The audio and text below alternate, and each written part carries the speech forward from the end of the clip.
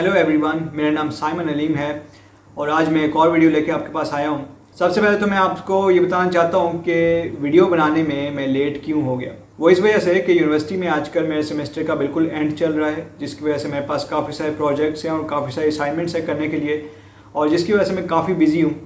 और साथ ही साथ मेरी कोशिश ये भी थी कि इस केस के बारे में जितनी भी इंफॉर्मेशन मुझे मिल सकती है वो मिल जाए, ताकि मैं आप सबको सही और वैलिड इन्फॉर्मेशन दूँ।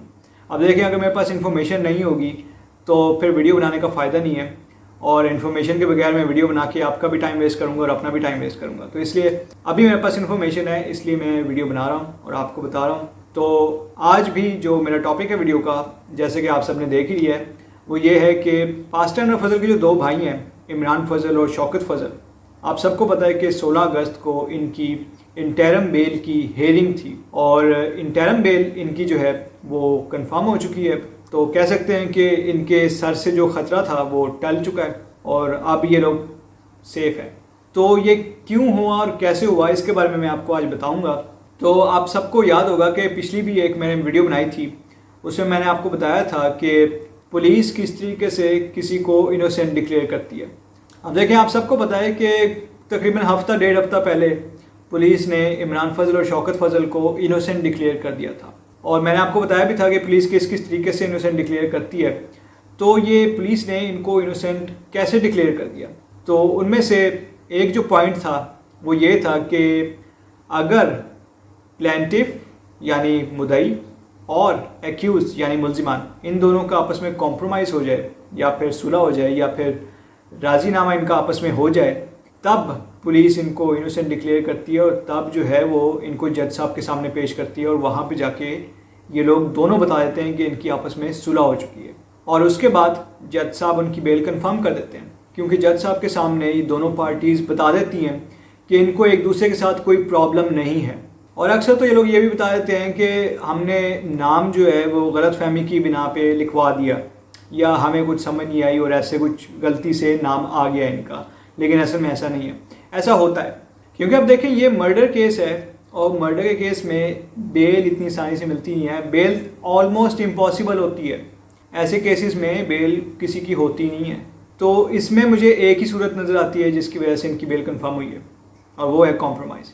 क्योंकि देखें, अगर पुलिस ने मुद्दई की मर्ज़ी के बगैर इन दोनों भाइयों को यानी इमरान फजल और शौकत फजल को इनोसेंट डिक्लेयर किया होता तो मुद्दई के पास काफ़ी ऑप्शंस थी। मुद्दई जो हैं यानी प्लेंटिफ, ये लोग अदालत में जाके एप्लीकेशन दे सकते थे, अदालत को जाके बता सकते थे कि ये जो इन्वेस्टिगेशन ऑफिसर हैं पुलिस के, इन पे हमें ट्रस्ट नहीं है, हमें लगता है ये बाइस्ड हैं यानी तरफदारी कर रहे हैं किसी की, और आप इनको चेंज करें।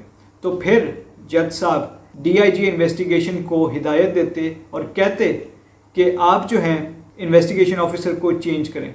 और अक्सर तो ऐसे होता है कि पूरा का पूरा पुलिस स्टेशन ही चेंज हो जाता है, यानी वो जो केस होता है वो दूसरे पुलिस स्टेशन में मुंतकिल हो जाता है, और फिर वहाँ की पुलिस उसकी इन्वेस्टिगेशन करती है और एक नया इन्वेस्टिगेशन ऑफिसर मिलता है। और अक्सर तो ऐसे होता है कि CIA या कोई और पुलिस की एजेंसी वो इस पर इन्वेस्टिगेशन करती है। और अक्सर तो ऐसे भी होता है कि जज साहब खुद ही JIT यानी जॉइंट इन्वेस्टिगेशन टीम बना देते हैं और वो केस की इन्वेस्टिगेशन करते हैं।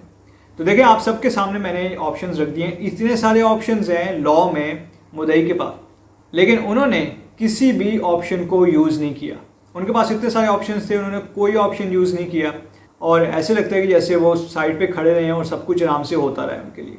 और ऑप्शंस की बात हो रही है तो मैं आपको एक और भी बात बताता चलूँ कि मुद्दई यानी प्लेंटिफ, उनके पास इतने सारे ऑप्शंस होते हैं कि वो चाहें तो अपना केस किसी और अदालत में भी ट्रांसफ़र करवा सकते हैं। अगर उनको लगे कि जज साहब जो हैं वो बाइस्ड हैं, या वो किसी की तरफदारी कर रहे हैं, या वो केस को सही तरीके से हैंडल नहीं कर रहे, या ट्रायल सही तरीके से नहीं चला रहे, तो वो एक एप्लीकेशन दे सकते हैं जिसमें जो ट्रायल है या केस ये किसी और अदालत में चला जाता है और किसी और जज साहब के पास आ जाता है, और फिर वो जज साहब जो हैं वो उस केस को देखते हैं। तो देखें, ऑप्शंस बहुत हैं लेकिन कोई इस्तेमाल नहीं की गई, जिस पे मुझे काफ़ी हैरानगी हो रही है कि क्यों नहीं हुआ कुछ भी। हालांकि मुद्दई के पास वकील भी है और वकील ने भी उनको ऑप्शंस काफ़ी दी होंगी, लेकिन कोई भी ऑप्शंस क्यों नहीं इस्तेमाल की गई। तो देखें, इधर तो मुझे एक ही चीज़ समझ आ रही है जो कि है चमक। और आप सबको पता है चमक दो ही टाइप की होती है, एक तो डराने धमकाने वाली होती है और एक पैसे की होती है। तो आप खुद ही समझ लेंगे कौन सी चमक इस्तेमाल की गई होगी इधर। अब देखिए मेरे पास एक इन्फॉर्मेशन भी है और वो ये है कि दोनों पार्टीज़ जो हैं यानी इमरान फजल, शौकत फजल और दूसरी जानिब जो प्लेंटिफ्स हैं या मुद्दई, इनकी आपस में कॉम्प्रोमाइज़ हो चुकी है या फिर सुलह हो चुकी है या फिर राजीनामा हो चुका है इनका आपस में। और इसके सबूत आपको आहिस्ता आहिस्ता आगे की तारीख़ों में मिलते रहेंगे, लेकिन लगता नहीं है कि आगे ज़्यादा कोई तारीखें पड़ेंगी। वो इसलिए क्योंकि अपने तजर्बे के मुताबिक या एनालिसिस के मुताबिक मैं आपको ये बताना चाहता हूँ कि फ्यूचर में यानी अगली 1-2 हेयरिंग के बाद इमरान फजल और शौकत फजल के जो वकील हैं वो एक दरख्वास्त देंगे जज साहब को। उस दरख्वास्त में ये कहेंगे कि हमें बरी कर दिया जाए। वो बरियत की दरख्वास्त होती है और उसको जज साहब रिव्यू करेंगे और देखेंगे, और अगर तो मुद्दई या जिसको प्लेंटिफ कहा जाता है इंग्लिश में अदालत की ज़ुबान में, अगर उनकी तरफ से किसी किस्म की कोई रेजिस्टेंस ना आई या उन्होंने इस दरख्वास्त को चैलेंज ना किया तो जज साहब उस दरख्वास्त को एक्सेप्ट कर लेंगे और इनको यानी ये दोनों भाई जो इमरान फजल और शौकत फजल, इन दोनों भाइयों को जज साहब बरी कर देंगे। अब देखें इसके साथ ही मैं आपको एक और बात भी बताता चलूँ, वो ये है कि जब ये कॉम्प्रोमाइज़ किया जाता है तो ये कॉम्प्रोमाइज़ जो है अदालत के सामने होता है, जज साहब के सामने होता है। अब देखें जज साहब स्पेशली जो मर्डर केस में जब कॉम्प्रोमाइज़ होता है तो जज साहब को पता होता है कि ये जो मुल्जिमान हैं इन्होंने वाकई कुछ किया होगा, तभी ये मुद्दई के साथ कॉम्प्रोमाइज़ कर रहे हैं। तो देखें जज साहब को सब कुछ पता होता है कि क्या हो रहा है और दाल में कुछ काला है, लेकिन ये है कि उन्होंने तो लॉ को फॉलो करना होता है। जैसा कि लॉ ने उनको बताया है करने के लिए वैसा ही जज साहब करेंगे। वो कोई अपनी पर्सनल दुश्मनी तो निकालेंगे नहीं किसी के साथ। और इसके साथ ही साथ मैं आपको एक ये भी बात बताता चलूँ, इस तरीके के जो कॉम्प्रोमाइज़ होते हैं उसमें लोग बरी हो जाते हैं, लेकिन इसको बाइज़्ज़त बरी कभी भी नहीं कहा जाता और इसको ये भी नहीं कहा जाता कि ये मेरिट पे बरी हुए हैं। अदालत में जब अदालत इसके बारे में लिखती है तब उसमें यही लिखा जाता है कि मुद्दई ने और मुल्जिमान ने आपस में सुलह कर ली या आपस में बातचीत करके मामले को हल कर लिया। यहाँ पे ये लिखा जाता है कि मुद्दइयों ने मुल्जिमान को माफ़ कर दिया खुदा के लिए या फिर वैसे ही। उसमें कहीं भी ये नहीं लिखा जाता कि अदालत ने ट्रायल किया, एविडेंस देखे और विटनेसेस को देखा और उसके बाद डिसाइड किया कि ये बंदा नॉट गिल्टी है। अदालत यहाँ तक जाती नहीं उसके बाद। तो ये जो कहते हैं ना कि बाइज़्ज़त बरी हो गए, तो इस सूरत में बाइज़्ज़त बरी नहीं होते, सिर्फ बरी होते हैं। इसमें कोई इतनी बात नहीं है, सिर्फ इज़्ज़त की बात है। बरी तो दोनों ही होते हैं, लेकिन एक बंदा इज़्ज़त के साथ बरी होता है और दूसरा जो है वो मुकमगा से बरी होता है। तो आप खुद ही देख सकते हैं कि दोनों में फ़र्क है, लेकिन ये है कि बरी तो दोनों ही होते हैं लेकिन फ़र्क है, फिर भी फ़र्क है दोनों में। आपको मैं साथ ही साथ एक ये भी बात बताता चलूँ कि इमरान फजल और शौकत फजल के अलावा और भी मुल्जिमान थे बीच में, जिनमें से 2 लोग हैं जिनका नाम फ़हीम और शबीर है। तो देखें अब जैसे कि नज़र आ रहा है कि इमरान फजल और शौकत फजल वो तो इस चीज़ से निकल जाएंगे, तो सारा का सारा जितना भी केस है, केस चलता रहेगा आगे और ये सारा का सारा केस जो है या केस का सारा मलबा जो है ये फ़हीम और शबीर के ऊपर डाल दिया जाएगा। और अब आप सोचते होंगे कि अगर मुद्दई ने कॉम्प्रोमाइज़ कर लिया है तो उन्होंने इमरान फजल और शौकत फजल के साथ ही कॉम्प्रोमाइज़ क्यों किया, फ़हीम और शबीर के साथ क्यों नहीं किया?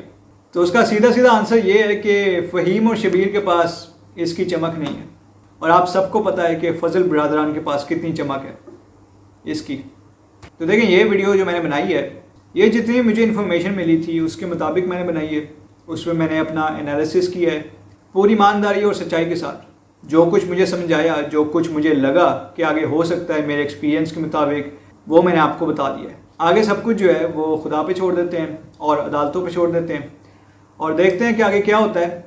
और मेरा तो जो अंदाज़ा था वो मैंने आपको बता दिया कि आगे क्या हो सकता है। तो अब मैं वीडियो को यहीं पे एंड करता हूँ।